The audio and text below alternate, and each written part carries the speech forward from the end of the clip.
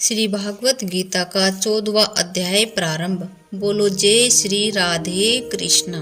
श्री भगवान ने कहा, फिर भी ज्ञानों में श्रेष्ठ ज्ञान मैं तुमको कहता हूँ, जिसको जानने से सारे मुनि जन मोक्ष रूप परम सिद्धि को प्राप्त हुए हैं। इस ज्ञान की सहायता से मेरे स्वरूप को प्राप्त हुए लोग सृष्टि के समय जन्मते नहीं और प्रलय काल में कष्ट नहीं पाते।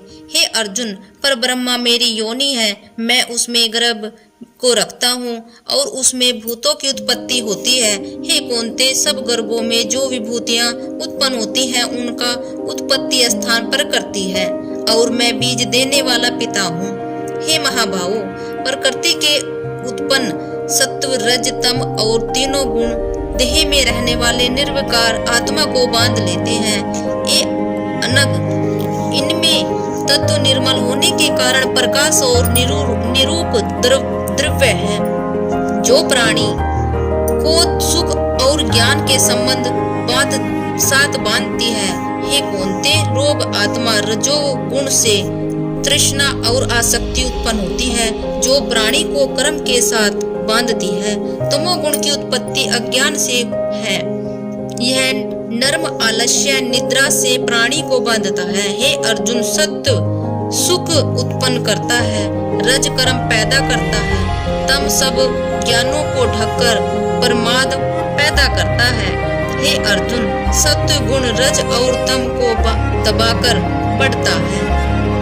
इसी प्रकार रज सत्व और तम को और तम सत्व तथा रज को दबाकर बढ़ना चाहता है।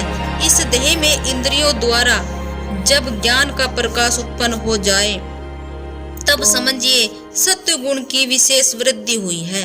हे कौन्ते, रजो गुण की वृद्धि में लाभ कर्मों में प्रवृत्ति, कर्मों का आरंभ, अशांति और इच्छा उत्पन्न होती है। हे कौन्ती नंदन, तमोगुण की प्रबलता में अविवेक, अनुधम, प्रमाद और मोह ये सब होते हैं।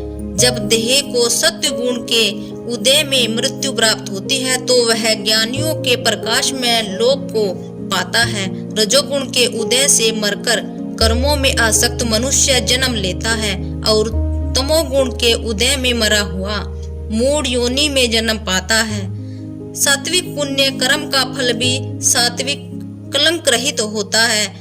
राजस कर्म का फल दुख और तामस कर्म का फल अज्ञान है। सत्व से ज्ञान उत्पन्न होता है, रज से लाभ तथा तम से प्रमाद, मोह और अज्ञान की उत्पत्ति होती है। सात्विक पुरुष को उत्तम, राजस को मध्यम और अधम, तामसी लोगों को नीच गति प्राप्त होती है। जो दृष्टि गुणों से अलग अर्थात निर्गुण साक्षी मात्र आत्मा को जान लेता है, वह मेरे रूप को प्राप्त होता है। जो देह शरीर में उत्पन्न होने वाले सत्व रज तम इन तीनों गुणों को जीत लेता है, वह जन्म मृत्यु बुढ़ापा और रोग से छूटकर मुक्ति पाता है। अर्जुन ने पूछा, हे प्रज्ञ, कैसे मालूम हो कि अमुक मनुष्य ने 3 गुणों को पार किया है? उसका क्या बर्ताव है?